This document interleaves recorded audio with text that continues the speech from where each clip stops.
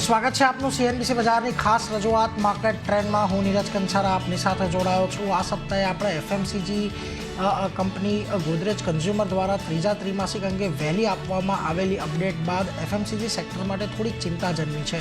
બીજું ત્રિમાસિક ખરાબ રહ્યા બાદ હવે ત્રીજા ત્રિમાસિકમાં પણ પરિણામ ખરાબ રહેવાની ધારણા છે. ત્યારે એફએમસીજી સેક્ટરમાં ખાસ શું ધ્યાન રાખવાનું છે તેના પર ચર્ચા કરીશું. અને બીજી તરફ આ મહિને તમને સિમેન્ટ કંપનીઓએ ભાવ વધારો કર્યો છે અને ત્યારબાદ તેમાં એક્શન પણ આવી છે.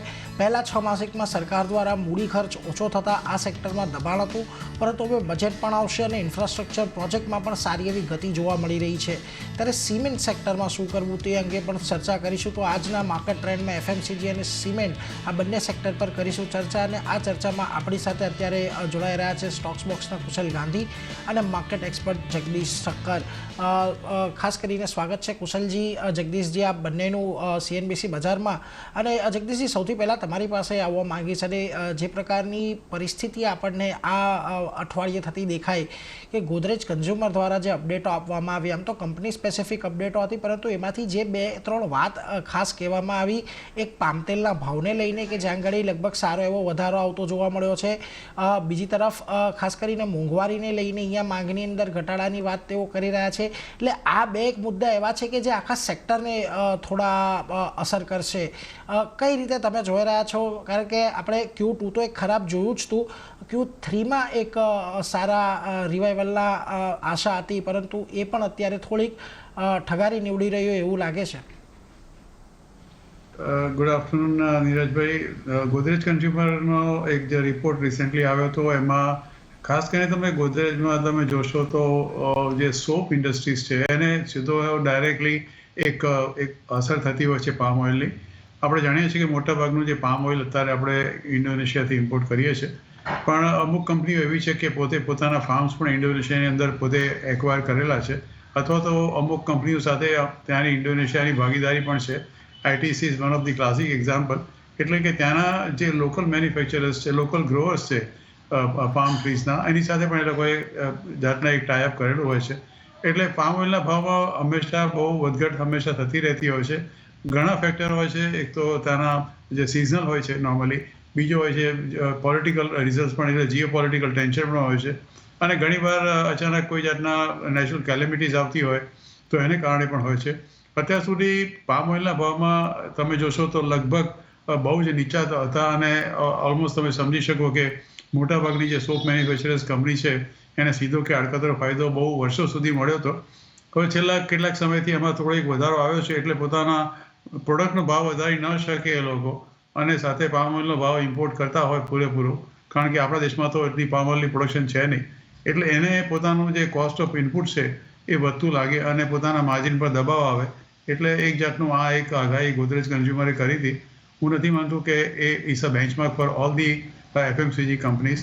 It may be specifically even જે ગોદરેજ કન્ઝ્યુમર છે, કદાચ આપણે એમ સમજો કે હિન્દુસ્તાન યુનિલિવરને પણ કદાચ લાગુ ચોક્કસ પડતું હશે, અથવા તો ટ્રેન્ડને પણ લાગુ પડતું હશે, પણ બધી FMCG કંપનીઓને આ લાગુ નથી પડતું. એટલે જુઓ, કદાચ થોડી ઘણી કંપનીઓને લાગુ પડતું હશે, બધાને નથી પડી રહ્યું. એટલે એના પર એક ફોકસ ખાસ કરીને અહીંયાથી આપણે રાખવાનો છે. પરંતુ આપણી સાથે અત્યારે હવે HDFC સિક્યોરિટીઝના CMT અને સિનિયર ટેકનિકલ ડેરિવેટિવ એનાલિસ્ટ વિનય રાજાણી પણ જોડાઈ ગયા છે, અને કુશલ તો જોડાયેલા જ છે. કુશલ, સૌથી પહેલાં તમારી પાસે આવવા માંગીશ. જે પ્રકારની આપણે Q2 બાદ FMCG સેક્ટરની અંદર એક ઘટાડો જોયો હતો, ત્યાંથી થોડા ઘણા રિવાઇવલના ચાન્સ હતા, પરંતુ આ અઠવાડિયે ફરી એક વખત FMCG સેક્ટર ની અંદર એક ઘટાડો આવતો જોવા મળી રહ્યો છે. ઓવરઓલ જે પ્રકારના ચાર્ટ્સ છે, તમને લાગે છે FMCG સેક્ટરમાં હજી પણ થોડી વાર લાગી શકે છે કોઈ રિવર્સલની ટ્રેન્ડ બનતા? જે રીતે FMCG માં એક સ્ટ્રક્ચરલ ડેમેજ થયું છે ચાર્ટિકલી જો વાત કરું, તો I think it's gonna take some time to repair.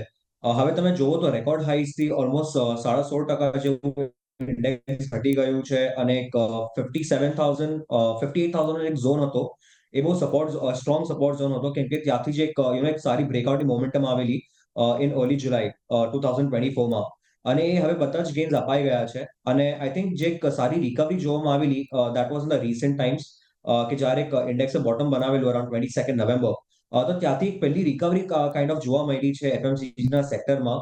But again જેમ કે મેં કીધું કે 58,000 નો જે પેલા બ્રેકઆઉટ લેવલ્સ હતું એ હવે રેઝિસ્ટન્સની જેમ એક્ટ કરે છે અને ત્યાં આગળ જ જે શોર્ટર ટર્મ મૂવિંગ એવરેજીસ હોય that are acting as immediate supply zone.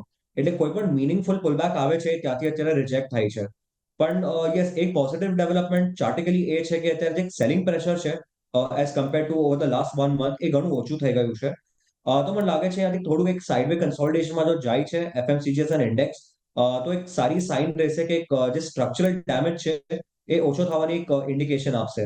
But I feel અત્યારે 54,550 ના જે લેવલ્સ છે on FMCG index that will be a very very crucial level to watch. જો આ લેવલ હજી તૂટે છે તો મને લાગે છે સેલિંગ પ્રેશર હજી પણ ઇન્ટેન્સિફાઈ થશે. તો મારા હિસાબથી અત્યારે થોડુંક વેટ એન્ડ વોચ છે એફએમસીજીમાં. It's at a very critical level. તો થોડુંક અત્યારે વેટ એન્ડ વોચ કરો અને જો 58,000 એકવાર ક્રોસ થઈને ડિસાઇસિવલી ક્લોઝ થઈને સસ્ટેન કરે છે તો I think that be a positive indication going forward. But yes, quick recovery નહીં આવે but it will be a good indication. એટલે જુઓ ખાસ કરીને અત્યારે મહત્ત્વના લેવલની નીચે છે ઇન્ડેક્સ એટલે એના પર એક ફોકસ આપણે ખાસ કરીને રાખવાનું છે એટલે એના પર તો એક નજર રહેશે જ. વિનયજી તમારું પણ હવે આ ચર્ચાની અંદર તમને જોડીએ અને ખાસ કરીને તમારી પાસેથી એ જાણવું છે કે જુઓ આપણે એફએમસીજી સેક્ટરને હંમેશા એક ડિફેન્સિવ તરીકે કહેતા આવીએ છીએ અને ઓક્ટોબર મહિનાના જે પરિણામો આપણને આવવાના શરૂ થયા ત્યારબાદ એક તરફ બજારમાં પણ આપણને ઘટાડો આવતો દેખાયો, બીજી તરફ આ બધી એફએમસીજી કંપનીઓએ પણ થોડું ઘણું દબાણ આપણને બનતું દેખાયું. જેટલી પણ ફ્રન્ટલાઇનર આપણી HUL, FM કે આઈટીસી, નેસ્લે, બ્રિટાનિયા જેવી કંપનીઓ છે, ટાટા કન્ઝ્યુમર પ્રોડક્ટ છે, પરંતુ આ ઘટાડા બાદ હવે સ્ટોક અહીંયાથી ખાસા એવા કરેક્ટ થઈ ગયા છે પોતાના ઉપલા સ્તરેથી. તમને લાગે છે કે આવા સ્ટોક્સની અંદર જ્યાં વેલ્યુ બાઇંગની પોર્શન છે એને હવે ધ્યાનમાં રાખીને અહીંયાથી આગળ એફએમસીજીની અંદર રણનીતિ બનાવવી જોઈએ? Good afternoon. તો ડેફિનેટલી છેલ્લા 3 મહિનાથી આપણે એફએમસીજી ઇન્ડેક્સમાં સારો એવો ઘટાડો જોયો છે. જો અત્યારે એના ઓલ ટાઈમ હાઈ જોઈએ તો સપ્ટેમ્બર 2024માં ઓલ ટાઈમ હાઈ બન્યો હતો અને ત્યાંથી લગભગ મોર દેન 15% જેટલું નીચે અત્યારે ઇન્ડેક્સ ચાલી રહ્યો છે. હવે એફએમસીજી ઇન્ડેક્સમાં લગભગ બધા લાર્જ કેપ કંપનીઝ જ છે અને ડિફેન્સિવ સેક્ટર છે જેમ તમે કીધું અને લોંગ ટર્મમાં ઘણું સારું રિટર્ન્સ ઇન્વેસ્ટર્સને મળ્યું છે. તો આ એક ઓપોર્ચ્યુનિટી ગણી શકાય. તમે જેમ વાત કરી કે વેલ્યુ ઇન્વેસ્ટિંગ, તો ડેફિનેટલી વેલ્યુ ઇન્વેસ્ટિંગનો 3 મહિનાના ઘટાડા બાદ અને 15%થી વધારે એક ફોલ આવી ગયો છે ઇન્ડેક્સમાં અને ઘણા બધા સ્ટોક્સ અત્યારે સારા કરેક્ટ થયા પછી ઓવરસોલ્ડ પણ થઈ ગયા છે. તો આમાં કોઈ મોમેન્ટમ બેટ ના લેવી જોઈએ. આની બોટમ ક્યાં બનશે કેવું બહુ મુશ્કેલ છે, પણ ડેફિનેટલી ઇન્વેસ્ટર માટે એક સારી તક બની ગઈ છે કે આટલા ઘટાડા બાદ તમે સારી ક્વોલિટીના એફએમસીજી સ્ટોક્સને ધીમે ધીમે એક્યુમ્યુલેટ કરશો તો આવનારા 6 મહિનાથી મોર દેન 6 મંથનો વ્યૂ બનાવવો પડશે અને તમે ધીમે ધીમે એક્યુમ્યુલેટ કરશો તો તમને સારા રિટર્ન્સ મળી શકે છે. તો this is for the investors. એક લાર્જ કેપ કંપનીઝ અને ડિફેન્સિવ સેક્ટરમાં જો તમને નીચેના લેવલ્સ પર મળતા હોય તો ડેફિનેટલી એક્યુમ્યુલેટ કરવાનું સ્ટાર્ટ કરવું જોઈએ. આમાં ટ્રેડિંગ બેટ ના લેવી જોઈએ કારણ કે અત્યારે સેજે મોમેન્ટમ નથી. Rather you can look for accumulating these stocks, good quality stocks in the large cap FMCG space. તો એક સારી તક છે મારા હિસાબે અને આને એક ઓપોર્ચ્યુનિટી તરીકે ગણવું જોઈએ. ફેઝડ મેનરમાં તમે બાય કરશો તો અલ્ટિમેટલી તમે મોર દેન 6 મંથનો વ્યૂ લેશો તો ડેફિનેટલી સારા રિટર્ન્સ તમને મળી શકે છે. તો યસ, મને લાગે છે કે ઇન્વેસ્ટર માટે સારી તક છે બટ ટ્રેડર્સ માટે અવોઇડની સલાહ આપીશ. ટ્રેડર માટે તો અવોઇડની સલાહ છે, પરંતુ રોકાણકારો અહીંયાથી ખાસ કરીને ખરીદી માટેનો એક વ્યૂ રાખવો જોઈએ. એક લાંબા ગાળાનો જો તમારો વ્યૂ છે તો એફએમસીજી સેક્ટરને તમારે અહીંયાથી ખાસ ફોકસમાં રાખવાની જરૂર છે. પરંતુ આપણે બીજી તરફ જોઈએ જગદીશજી, આપણે જે હમણાં હાલમાં આરબીઆઈની ક્રેડિટ પોલિસી જોઈએ, ક્રેડિટ પોલિસીની અંદર પણ તમે પણ જોડાયા હતા અને ખાસ કરીને આપણે ત્યારે પણ ચર્ચા કરી હતી અને જે એક નિવેદન આવ્યું હતું કે ભલે ઓક્ટોબર મહિનાની અંદર આપણને જે મોંઘવારીનો આંકડો છે એક ખાસો ઉપરના લેવલ પર આવતો જોવા મળ્યો છે, પરંતુ અગાઉની ક્રેડિટ પોલિસીમાં પણ જે હવે ભૂતપૂર્વ શક્તિકાંત દાસ ગવર્નર જે હતા એમણે નિવેદન આપ્યું હતું કે અહીંયાથી હવે મોંઘવારી થોડી ઓછી થતી દેખાશે. નો ડાઉટ Q3ની અંદર હજી પણ મોંઘવારીનું સ્તર એટલું નીચે કદાચ આપણને જોવા નહીં મળે અને એટલા માટે જો આ મોંઘવારીના અનુમાનો ખાસ કરીને અહીંયાથી આરબીઆઈ દ્વારા આપણને વધારાતા જોવા મળ્યા છે આ ક્રેડિટ પોલિસીની અંદર પણ. તમને લાગે છે કે કદાચ આજે આપણે અત્યારે ડિમાન્ડની જે ચર્ચા કરી રહ્યા છીએ, જે કન્ઝમ્પશન છે ગ્રામીણ શહેરી બંને, એના પર આની પણ થોડી ઘણી અસર આપણને રહેતી જોવા મળશે? બિલકુલ નીરજભાઈ, તમે સાચી વાત કરી.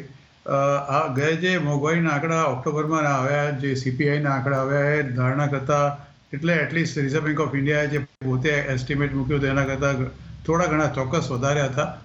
કારણો આમ તમે ગણો તો ઘણા છે. આ વખતે વરસાદ જે હતો એ પ્રમાણમાં વધારે હતો, એટલે એક એક્સેસિવ રેન્જ જેને કહીએ કે અતિવૃષ્ટિ કે અનાવૃષ્ટિ જેવું વાતાવરણ હતું આ વખતે, અને એને કારણે ખાસો એવો પાકને બહુ મોટું નુકસાન થયું હતું. અને દેટ ઇઝ ધ રીઝન કે શાકભાજીના ભાવ ખાસ કરીને જે આસમાને ચડ્યા, અને ઇવન બીજા તમે ક્ષેત્રમાં તમે જોશો તો જે ભાવ જે ઉપરની તરફ ગયા એનું માત્ર ને માત્ર કારણ આ જ હતું. આપ જાણો છો કે સીપીઆઈમાં સૌથી મોટું કોન્ટ્રીબ્યુશન ફૂડ ઇન્ફ્લેશનનું હોય છે, અને એટલે જ સીપીઆઈનો આંકડો હતો કે ઉપરની તરફ દેખાયો. અને રિઝર્વ બેંક ઓફ ઇન્ડિયાના ગવર્નરે પોલિસીમાં પણ કહ્યું કે જે એસ્ટિમેટ મૂક્યો હતો એના કરતાં હવે થોડો એ રિવાઇઝ કરે છે અપવર્ડ તરફ. પણ એમની એવી આશા હતી કે જાન્યુઆરી પછી થોડું ઘણું ઇન્ફ્લેશન નીચેની તરફ જશે. મારું માનવું છે કે જે વ્યાજના દરો ઘટવાની અત્યારે થઈ રહી છે, ફેડરલ રિઝર્વની મિટિંગ છે કે અમેરિકાના ઇન્ફ્લેશનના જે આંકડા આવ્યા એ તો ધારણા પ્રમાણે જ છે. એટલે 18મી ઓક્ટોબરે જ્યારે આવતા અઠવાડિયે ફેડરલ રિઝર્વની મિટિંગ છે ત્યારે લગભગ 99% ત્યાં લોકો માને છે કે 5% વધારે ઘટશે.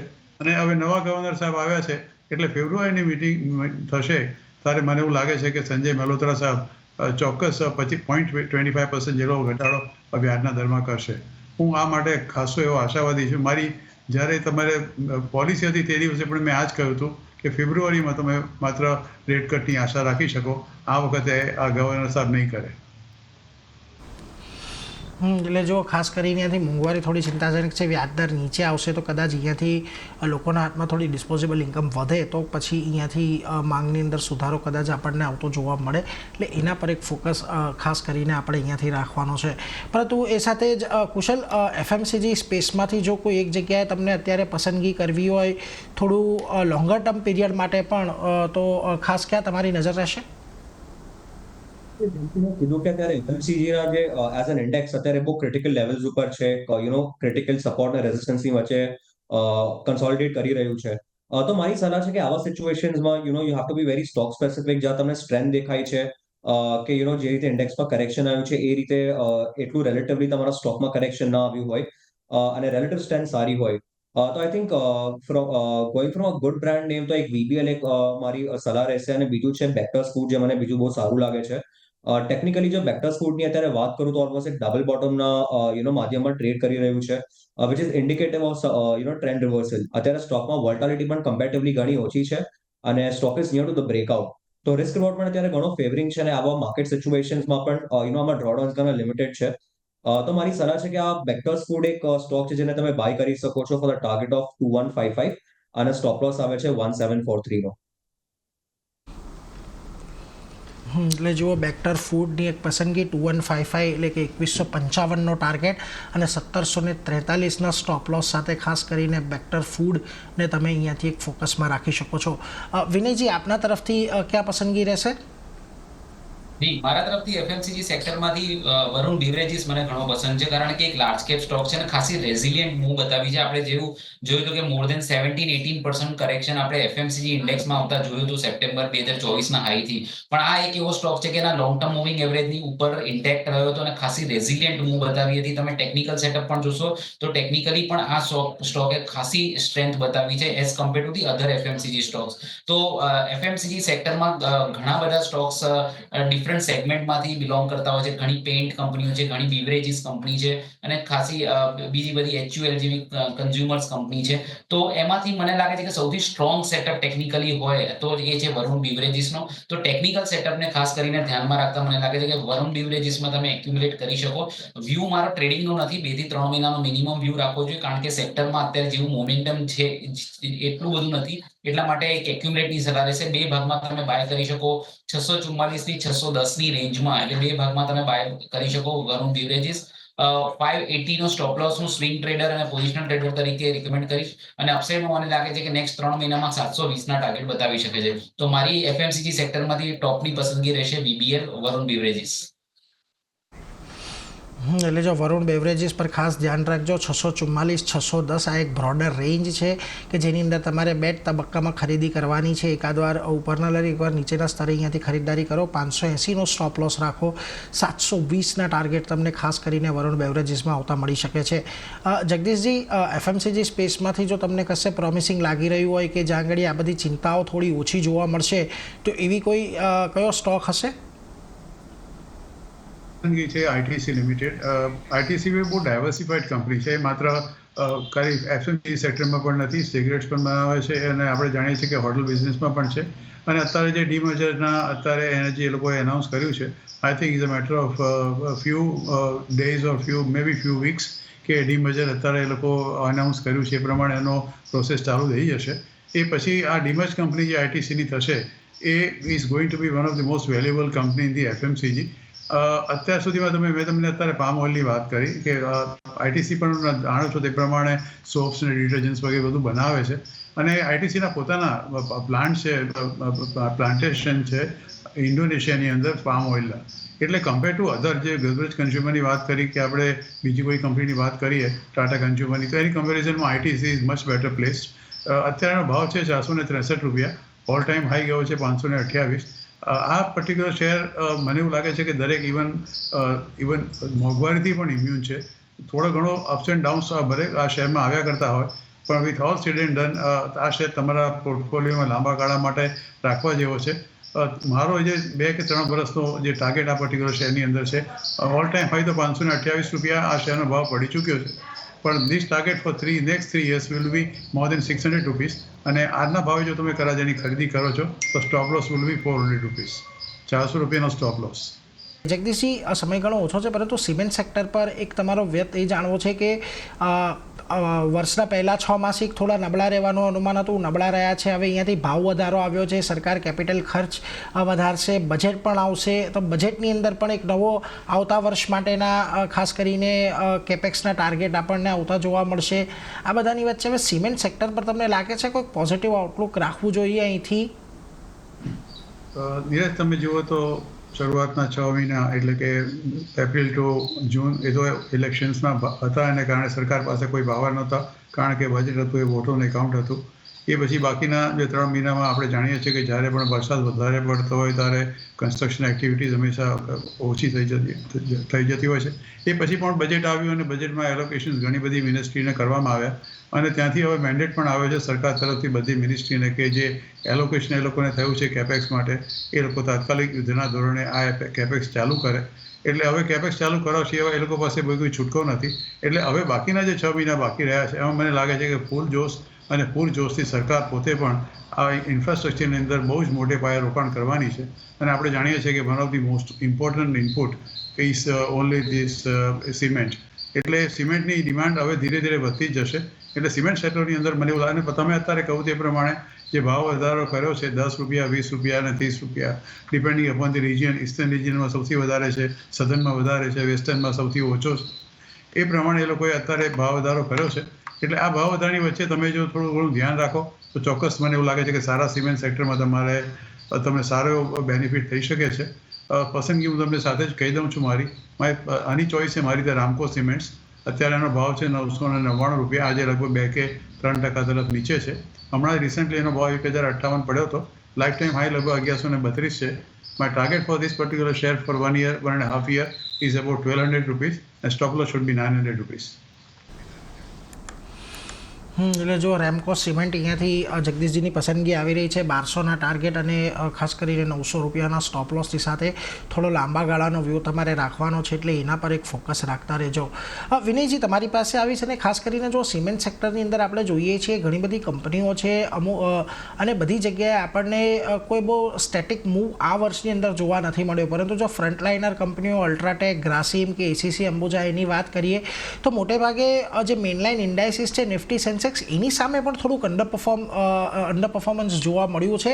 આ બધા જે કારણો જગદીશજીએ કહ્યા એ બધાને લઈને, પરંતુ તમને લાગે છે હવે અહીંયાથી સિમેન્ટ સ્ટોક્સની અંદર તમને કોઈક પોઝિટિવ ઇન્ડિકેશન દેખાઈ રહ્યા હોય, આપને જો દેખાઈ રહ્યા હોય તો, અને ખાસ કરીને અહીંયા કોઈક આપની પસંદગી હોય તો?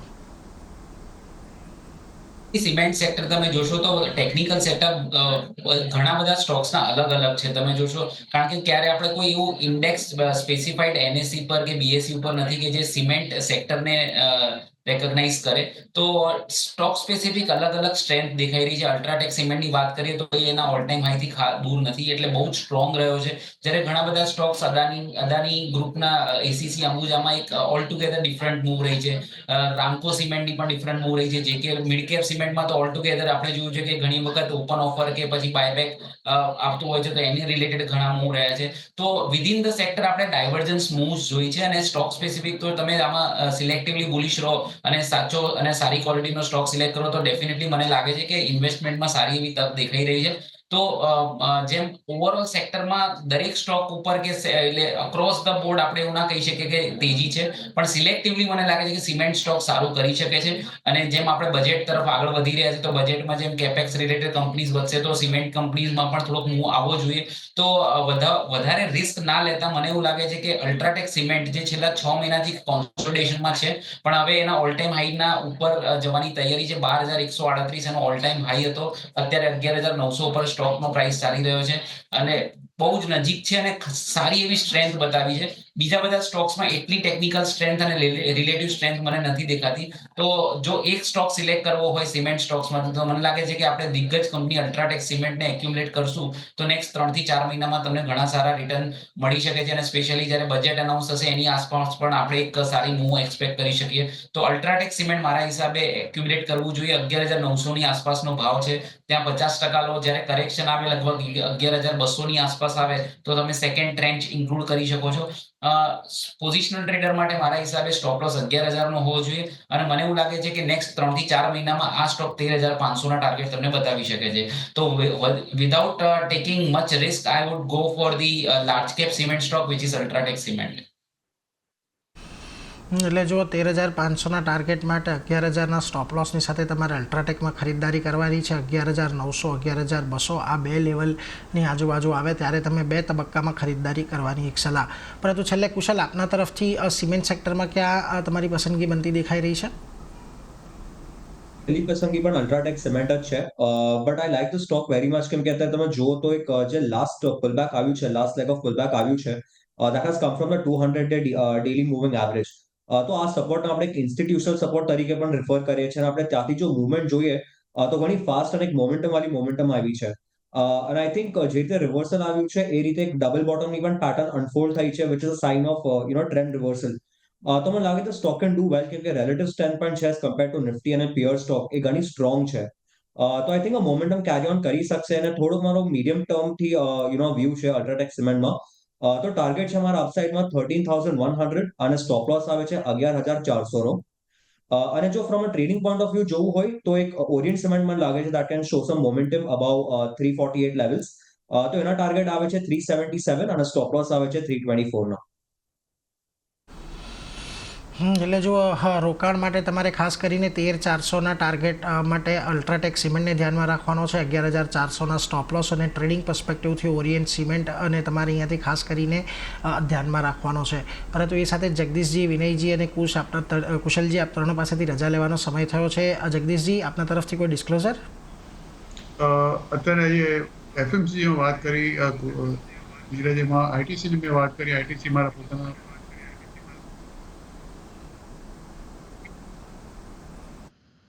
પોર્ટફોલિયોમાં નથી, પણ અમારા ક્લાયન્ટોની ભલામણમાં હોઈ શકે. પણ અમે શેર બજારમાં કામ કરો તો નાણાકીય સલાહકારની સલાહ અચૂક લેજો. And thank you Neeraj for inviting me on the show. જી કુશલજી, આપના તરફથી? આપણે જેટલા પણ સ્ટોક્સ ડિસ્કસ કર્યા છે, હોઈ શકે છે કે અમે અમારા ક્લાયન્ટ સાથે ડિસ્કસ કર્યા હોય કે લોકોએ પોતાની પોઝિશન્સ બનાવી હોય. મારો કોઈ પર્સનલ ઇન્ટરેસ્ટ નથી, અને before investing in any of the stocks that we have discuss, please consult your financial advisers. Thank you for having me on the show. અને વિનયજી, આપના તરફથી? જી, જે કઈ સ્ટોક્સ આજે આપણે ડિસ્કસ કર્યા છે એમાં મારી કોઈ પર્સનલ પોઝિશન નથી, પણ અમે અમારા ક્લાયન્ટ્સને એડવાઇસ કરી હોઈ શકે છે, અને અમારા કંપની એસોસિએટ પાસે પણ પોઝિશન હોઈ શકે છે. જી જગદીશજી, વિનયજી, કુશલજી, આ ત્રણેયનો આભાર અમારી સાથે જોડાયા અને આ સમગ્ર મુદ્દે ચર્ચા કરી એના માટે. તો એ સાથે જ આ રજૂઆતમાં બસ આટલું જ, પરંતુ વધુ અપડેટ માટે આપ જોતા રહો CNBC બજાર. નમસ્કાર.